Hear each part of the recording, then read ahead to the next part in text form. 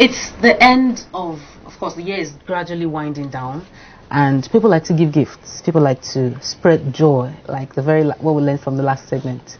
And one of the things that people love to give are sweet things, chocolates, truffles, some sweets, some gums here and there. And so, most times I believe it's limited to around this time, or to birthdays, or to maybe Easter, or festive seasons generally, when people want to give gifts.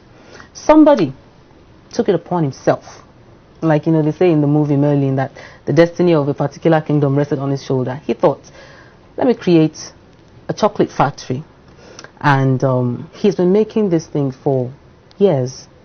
I would like to know how he's been able to keep it up, because Nigerians are not naturally sweet-liking people. That's the reason we got agbo from God knows where and would often drink.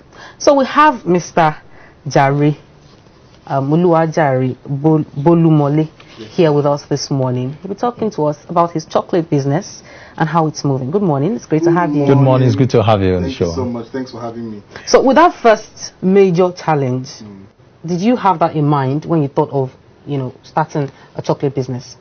Well, yes, of course I had it in mind. I knew the challenges people have, especially in this our society, where everybody is more used to, like you said, the agbo thing. And but as much as everybody is used to the agbo thing, everybody too knows what, let me use the general word, sugar, sweet things. To the body. So they know. So once there is, it's like once there is a word, there's also an opposite for it. So if there's a bitter, there's the sweet. So I went more into the sweet side. And to now capital, everything it requires to make it is locally available. So why go far? If you have only looked at it from the bitter side, there's also the sweet side of it, and everything is readily available. So of course that was in my mind when I was starting out, but I knew that it's all about products. Of course, is all about influence. If you like it and you take it in my presence, most likely you would influence me to like it also. So that's exactly how I started, and I knew that it's not going to be so much of a big deal. We can write this. Well, some people believe that chocolate is for girls. Girls tilt more towards chocolate. Was there any at the point when you started, and is a guy making chocolate? Did you get any of such response from people? Body language. How did they perceive you at first? Especially when you're working from, that was in fact one of the selling points for me, because it's good when you're coming into a field that is more generic to a gender, and you are coming into it from the opposite side. Everybody's wondering, oh wow, there has to be something. So that exactly was a good selling point for me. I know a friend of mine, she's a shoemaker, and it's a kind of like a male-dominated industry, but that was for her a good selling point. So at the end of the day, yes, it's more of a girl thing. More girls love chocolate, but for me, when I have a family that is sweet tooth, so I'm the only boy in the family. So it if I was accepted there, I felt, of course, they would accept me. Everybody would accept me out there. So you're based in Ibadan, and so is the company. Yes. What are your business strategies? How do you get it out, or is just made in Ibadan for Ibadan? Well, our products are made in Ibadan for the world. And one of the benefits of the age we live in now is social media. So you can be at the back of your house somewhere producing something within a small space, and you're impacting the world from there. So that's exactly, for me, was it. There's no big deal. Location was not so much of a challenge, because of course there was social media to ride on. So we rode on social media, and we produce from Ibadan, but we ship to everywhere. Some of these things have been taken care of. All you have to do is plug into the system. So logistics is a problem that has been taken care of by some people, delivery companies and all. So we just plugged into that system to ship the products all over the world, and we have been able to ship it all over the world, just like I said. So it's been accepted in Ibadan, it's been accepted in Lagos, it's been accepted in other cities in Nigeria, it's accepted. We ship daily to places outside Ibadan. You say delivery companies, and I'm thinking, all these delivery companies, I say that the ones that bring stuff even to my own house, sometimes, for example, chocolate will melt after a while if it's not handled the right way. how effective have those logistics you said that you've put in place? How effective have they been? And at any point, have they been a setback? Okay. Now, one of the advantages we have in the quality of our product is our products are able to stay solid at temperatures above room temperature, above to almost 5 degrees. Okay. So even when it gets usually room temperature 28 degrees Celsius, and we can get to as high as 30, the product will still stay solid to as high as 33 degrees. So we don't have, so when we were able to solve that problem was when we said let us start doing general shipping. Okay. So we were able to solve the challenge of chocolate, would it melt, would it not melt? I've not till date had a situation where a customer will say we received your product, everything has smeared into the box and everything. We've not had, because we've put that into consideration, and we definitely ship with that in mind. So we package for delivery, and we also advise customers, like, okay, I had a delivery once in Kano, and before the product was going to get to the customer, I told the customer that you know what, when this product arrives, I am not too sure how they are going to handle it. All you have to do is put it on the table for at least another 30 minutes before you want to consume it. Within that 30 minutes, any form of interaction the product might have had, the product gets back in shape and it's fine for the customer to consume. Now, you've been in this business for a while. Yes. Now, what challenges have you faced? Was there a point where you felt like this thing is not for me? Of course. An entrepreneur wakes up every morning when he sees his account balance and says, I just can't get a job. So, of course, several times I've had that feeling of, this thing really, how many people are eating chocolate? People will first think of amala, think of in that order, think amala, of amala. Begiri. Yes, then go to rice, then after rice, then meat pie, then after meat pie, then a drink. Before they will now even think of chocolate. No, it really is a dessert. It's something you can't do without. They think ice cream before they even think chocolate. You get so, but we have looked at it first from two angles. First, as a gift item. So our products are customized. So if for example somebody wants to give you a box of our chocolate, it's most likely has customized notes branded on the chocolate. So you can have happy birthday Koinsola with love from Tomiwa, for example. Okay. And so you are receiving it as customized chocolate, and that was one of the things that for us was a selling point. We entered the market doing customized chocolate because we know we are competing with brands that are over 100 years old in this business, especially outside the country.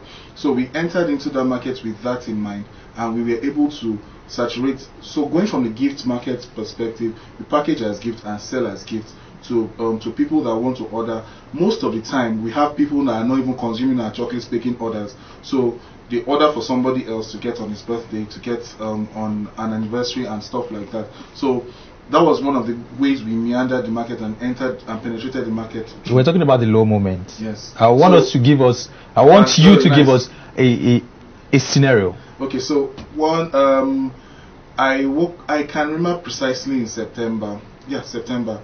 So I had not had sales as they usually come, and I was really concerned because I'm a family man and I have to take care of my family. And so I didn't know what else to do. Of course, one of the difficulties with using online markets is you cannot at times estimate how sales will come. If, for example, you had your products everywhere in shelves on stores and all, at least you know some money is coming in at the end of the month. This one, you're only selling products online and products are only being ordered. Based on orders. Yeah. I woke up that morning and all I was thinking was, okay, how can I make sales better? So at those low moments, what I do most of the time is I research on how to improve myself. So I had 2 books. I picked up a book, 100 ways to 100 ways. I'm trying to remember the title. 100 ways to market product. Another audio book like that. So then I have this series I watch on business. I sat down that whole day trying to consume the content because so when I have my low moments, what I do is do a lot of research. So it helps me to be able to meander the next stage I am about to enter. So I do a lot of reading, a lot of research into business development most of the time. there's always for production, there's continuous product development. Yeah. But low moment helped me to research for business development. So while learning all those things, the books, the series you're watching, what would you say that you learned in that time that you hold the most dear to heart, that has helped the business? Okay, so I have one major thing. I remember reading a story of one of the very popular fast foods that has grown very wide in the world, and how they started. Now, the future in view, what one of those things taught me is to focus more on the future you're trying to get to, and know that whatever rough roads that you're going through at the moment, at the end of the day, it's preparing you for that future. So that's one major thing, apart from, of course, all the strategies I learned from those books. Picturing the future in view, knowing where I am going, and knowing that even those so-called brands that I am envious of at the moment didn't get there in one day. I just mentioned that some brands are over 100 years old. We are just in the business. This is our in production, and this is just our third year. We are going into our third year, not even the third year. So I know we are still so young. I can imagine a 2-year-old baby. What does the baby know? You are still being nursed, and also I picture myself at times in that picture. I know that come on, I'm going to grow now. The business is going to grow and it's going to get better. So let's also talk. You were talking earlier about you just selling directly to through social media. Do you ever get your goods to malls, to shops, to stock? Okay, so we are working on 2019 on a plan to stock in malls. By August, we launched our chocolate spread. It was the first indigenous produced chocolate spread with all raw materials sourced in Ibadan, in Nigeria rather. Okay. And so we launched that product. That product is supposed to give us penetration into, because we are looking on the customized side more for the chocolate bars, and we launched the chocolate spread. The chocolate spread now can be consumed with bread, and if a product can be consumed with bread, it should be where bread is available. Sure. So we have developed that product, and we are working into stocking in shops. Okay. I'm also currently doing a lot of research and understanding on what it takes to have your product in stores. It's another different ballgame. I was going to ask, if it was intentional that you didn't get them to shops in the first place. Yes, it was. It was very intentional to understand and manage the process. There's a lot of financial implication involved in that. You don't need, let me use quote and unquote, you don't need so much financial backing to have your products available on social media, except you are having a store somewhere and you're just stocking. Okay. For stores, physical stores, you need to produce a large quantity. You need to know that you have invested a lot of money in producing that. You are also looking at, okay, what timeline is it going to be on shelves? When is my money going to come back in? So I've taken so long time now to focus on, okay, can I afford this? Because it's a cost. It comes at a cost. Even putting product in stores, trying to make it available for customers, there's a lot of middlemen involved in that kind. So you are sharing your profits along a chain. So that's taking me some time. And again, we are also working on some government regulation details to have our product in stores. So that's one of the reasons why it is by March next year it should be in stores. Produce per order now? You don't produce? We produce en masse. Okay. Now the good thing about our chocolate is it has a shelf life of 2 years. Okay. So if I produce it now, it can stay in form, in shape, in quality till 2 December from now. So that's 2020 December. Okay. So my products, my production of March is still valid till now. It's still valid till next year March. It's still valid to the March after. So that's we don't produce per order. We produce and stock, and whenever we need to brand for customers, we brand for customers. Now, as a brand, what would you say are your core values? Okay, for us, our core value has to do with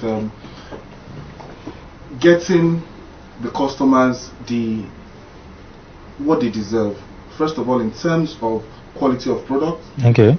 Secondly, in terms of a personal touch. So we put a personal touch to every single thing. We like to get our customers to interact with us. So one of the things that we do, we have an event coming up in December on the 26th, and that event is a chocolate party. It allows people to directly interact with us as a brand. So for us, our core value centers around relationship, even with the brand. So product, producer, product, customer.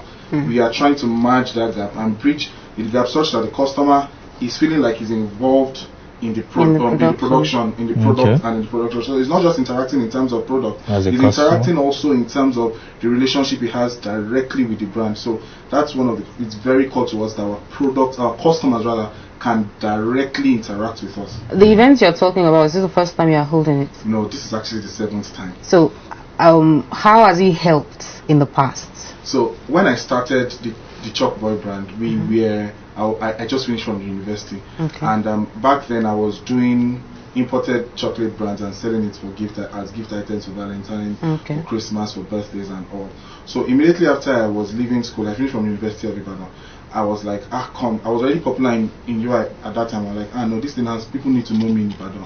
And that time, one of the major malls that is here in Ibadan, I wasn't yet in Ibadan. I was like, okay, let people in Ibadan know that they can get chocolates from me and all. So we started this thing called Choc Party, and we used it to popularize the brand. And also for us, for me, I come from a very integrated family that has a lot of has to do with a lot of bonding, and I wanted to share that love experience with people. So we created a family-oriented event, so grandfathers to grandkids can come and have maximum fun, and as much, of course, use that to popularize ourselves also as a brand and as a product brand. So even the first 4 years of the event, the first 4 years of the event, we didn't even have our own direct products. We were manufacturing. We were manufacturing our own products. We were using imported products to for chocolate to share with people. Then by the 5th event, I'd gone on a training, I'd learned production of chocolate, and eventually I had the opportunity to test the markets with sample the product with that market from the event, and they loved it. Many people were asking that, where do you guys get this chocolate from, which country, blah blah blah blah blah. We didn't brand it, we didn't package it, we just wanted to test how people would accept it from us, and that was how people started getting to know more about the brand. And we've had it in Ibadan. This is going to be the 7th edition, and we have done it in Lagos and also in Oyo. So it has really helped to a large extent to popularize the brand. Now, you have employees. How do you ensure that they key into your core values, into your mission and vision for the brand? First of all, by constantly sharing it. Almost every single time I get to interact with them, I keep painting a picture. I always paint a picture. So I'm a storyteller. I keep telling them the story, and I'm trying to create a buy-in for them, how it is for them to plug into this and how they feel they are a part of it. So there's a buy-in for every single person that is working with me for the product, and I constantly paint the picture of exactly what I want them to be, what I want the company to be, how I want them to be a part of it, and how they are going to benefit from it. So it is 3-in-1. First for the company, second for yourself, and of course for the customers too. So everybody kind of like has a part of ownership, but I keep every morning, every time when I see them, I paint the picture. This is where we are going. So we are all like dreamers working on, or we are all like sojourners going on a long journey. And so I keep painting pictures of this is where we have got it to. We are going to Abuja, or this is Akure. This is. Do you keep repeating it because they're not listening? No. Or because you just want to do that? No, because they keep. You need, for every vision, you need to keep reminding people what you are trying to achieve. The mind is very volatile. We tend to forget easily, and you are just so focused and engrossed on the day-to-day activity. You are not focused on the big picture. You are just like, okay, we do this now, we do this now, we quality check at this point, we package at this point. That is what people can easily get into a monotonous note. But for the product, for the company, I ensure that the vision, I keep sharing it. They keep having a picture of where we are going. Of course, it's not by repetition. It's by storytelling, like I told you. It's by storytelling. So you just even come up with a scenario that is not exactly part of the vision or the situation on you know the kind of picture you're trying to paint. Then I wanted to ask you this: what's the best thing you've heard the customer say to you? Now, once you heard it, you just went. What's it blue? What's the best thing? It's hard to pick because we keep hearing wonderful stuff. As in, I still got a message this morning that. Or should we say at the early stage? Yeah. At the early stage. There must have what been was one it that the stuck with customer you. said to you that turned it around for you as a person in terms of how hard you are pushing? Yes, I can remember precisely. Yeah. The first thing somebody said is, "Are you sure this is really locally made?" Wow. The person couldn't believe. And the next thing the person said was, "In fact, I'll pick this over many of the imported brands that we have out there." I'm sure you were melting. I was so happy because I just felt like, yes, you are doing it. You are doing it. You are It was nailing it. difficult for you to remember the best thing. Can you remember the worst thing someone said? Oh, the worst.